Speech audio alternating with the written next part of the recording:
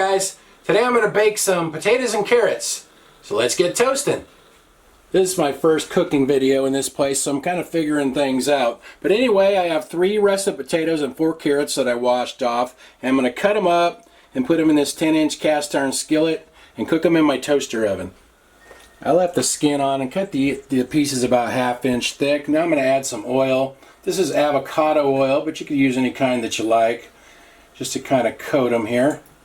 And then I'm going to season them with some kosher salt and some Johnny's seasoned pepper. Besides pepper, this has sugar, red and green bell pepper, garlic, and onion in it. But if you don't have that, you can use a different kind of seasoning if you like.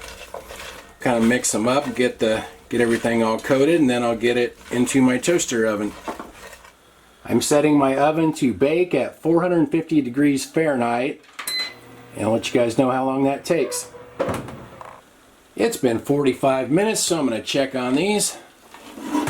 That looks good. I'm going to get it out of there. These make a good side dish, or you can add meat. Last night I made this and I sprinkled some ground beef on top about 10 minutes before they were done.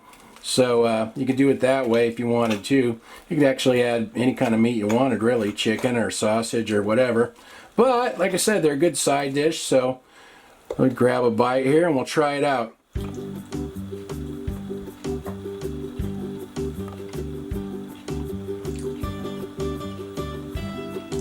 It's nothing fancy, but it's fairly economical and healthy. Annie's probably not too excited. No meat in this one, but we'll see. Want to try a tater there, Annie? Well, she ate that. How about a carrot? You want a carrot? Well, look at that. She ate her veggies. Not bad. Well, that's the first video in the new place. It's kind of a tight squeeze, but it worked. Anyway, I'll write everything in the description like usual. Thanks for watching. See you guys next time.